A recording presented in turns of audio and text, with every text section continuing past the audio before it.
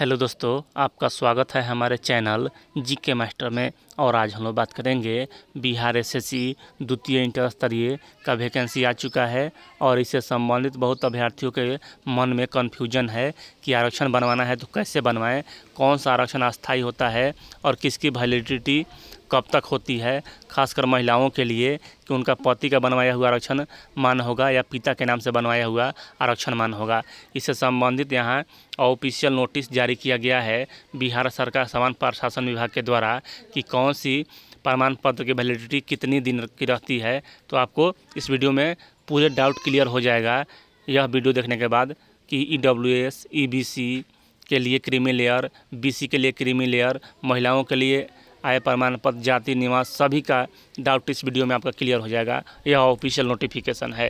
तो चलिए वीडियो शुरू करते हैं, देख लेते हैं। इससे पहले अगर चैनल पर नए हैं तो प्लीज़ चैनल को सब्सक्राइब कीजिएगा, शेयर कीजिएगा और लाइक कीजिएगा ऐसे ही अपडेट जानने के लिए। सबसे पहले देख लीजिए, यहाँ आप लोग भी इसे डाउनलोड कर सकते हैं। सामान्य प्रशासन विभाग बिहार पटना के द्वारा यह जारी किया गया है। आवश्यक सूचना आरक्षण विषय कुछ महत्वपूर्ण, तो सबसे महत्वपूर्ण यहाँ 1 नंबर में है कि व्यक्ति विशेष की जाति का निर्धारण उसके पिता की जाति के आधार पर होता है, पति की जाति के आधार पर नहीं होता है।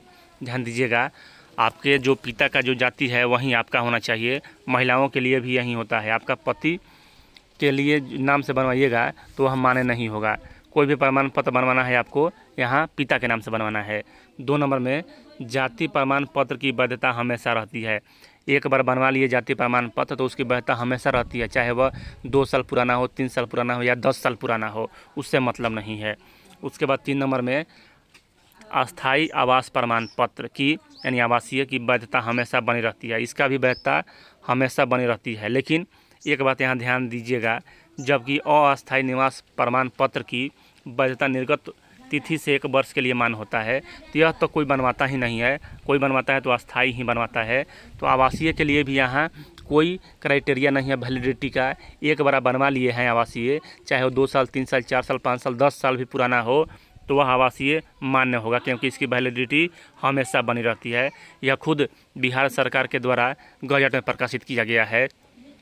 उसके बाद यहाँ 3 नंबर में लिखा हुआ है कि आय प्रमाण पत्र की मान्यता निर्गत तिथि से 1 वर्ष के लिए होती है। मान के चलिए कि आप पिछले साल अक्टूबर में बनवाए होंगे तो इस साल अक्टूबर तक चलेगा।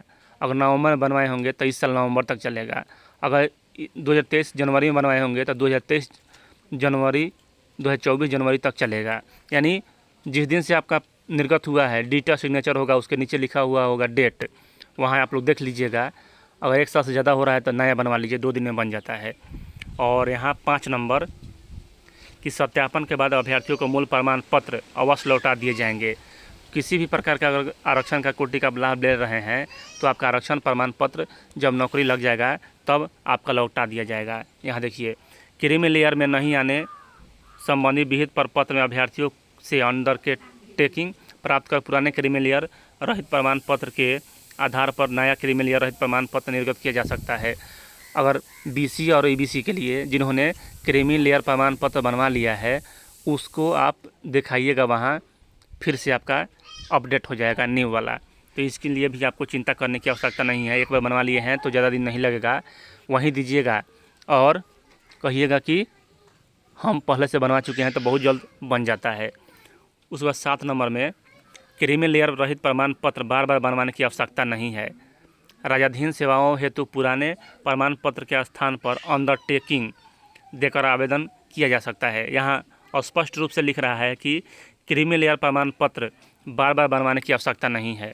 यह भी बहुत अच्छा मतलब कि बिहार सरकार के द्वारा दिया गया है। और सबसे महत्वपूर्ण यहाँ कि राजधानी सेवाओं में राज्य के मूल निवासियों को ही आरक्षण दे है। जो बिहार के मूल निवासी हैं उन्हें ही आरक्षण मिलेगा। और 9 में दिव्यांगजनों को सरकारी सेवाओं में नियुक्ति में 4% आरक्षण दे है, यानी बिहार एसएससी में भी इतना ही मिलेगा। उसके बाद यहाँ स्वतंत्रता सेनानियों के पोता नाती नतनी के सरकारी सेवा में 2% का आरक्षण दे होगा। और 11 नंबर महिलाओं को सरकारी सेवाओं में नियुक्ति है तो 35% आरक्षण दे होगा। और यहाँ देख लीजिएगा, महत्वपूर्ण है कि 3% अलग से आरक्षण मिलता है। WBC यानी पिछड़ा वर्ग की महिलाओं का तात्पर्य है अनुसूचित जाति, अनुसूचित जनजाति अथवा पिछड़ा वर्ग एवं पिछड़ा वर्ग की महिला। इसे सरकारी सेवाओं में नियुक्ति में 3% ऊर्ध्वाधर आरक्षण दे है, जो 35% क्षैतिज आरक्षण के अतिरिक्त है। यहाँ सबसे महत्वपूर्ण है कि इनको अलग से मिलता है 3% आरक्षण। तो यहाँ तो आपको आरक्षण से संबंधित बहुत डाउट क्लियर हो चुका होगा। अब बात कर लें कि EWS का, तो EWS आपका इस वित्तीय वर्ष में मान्य होगा। जो भी अभ्यर्थी EWS से हैं वह 1 अप्रैल के बाद EWS बनवाए होंगे उनका ही मान्य होगा। 1 अप्रैल से अगर पहले बनवाए होंगे EWS वह मान्य नहीं होगा। इसलिए जो अभ्यर्थी EWS प्रमाण पत्र इस वर्ष नहीं बनवाए हैं अप्रैल के बाद, वह बनवा लें, क्योंकि अप्रैल के पहले अगर 1 वर्ष की वैलिडिटी है तब भी वह मान्य नहीं होगा, क्योंकि वह EWS होता है 1 वित्तीय वर्ष के लिए। तो यहाँ स्पष्ट है कि जो भी EWS के अभ्यर्थी हैं वह 1 अप्रैल के बाद अपना EWS बनवा लें, वही मान्य होगा, इसके पहले वाला मान्य नहीं होगा। तो चलिए, यहाँ बहुत आरक्षण संबंधी डाउट क्लियर हो गया होगा आप लोगों का। चलिए, इस वीडियो में इतना ही। अगर वीडियो पसंद आए तो प्लीज़ चैनल को सब्सक्राइब कीजिएगा और देख लीजिए और यहाँ क्रीमी लेयर से संबंधित भी अपडेट दिया हुआ है। यह भी सामान्य प्रशासन विभाग के द्वारा ही जारी किया गया था। क्रीमी लेयर रहित प्रमाण पत्र जातीय आवास या अस्थायी निवास प्रमाण पत्र पर आधारित होता है।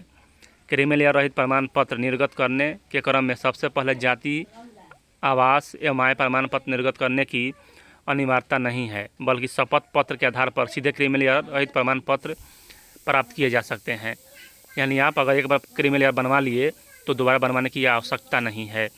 और यहाँ देखिए, क्रीमी लेयर रहित प्रमाण पत्र में माता पिता की आय की गणना होती है। आय की गणना में कृषि भूमि एवं वेतन से होने वाली आय को नहीं जोड़ा जाता है। यानी यह क्रीमी लेयर पर स्पष्टीकरण है बिहार सरकार का।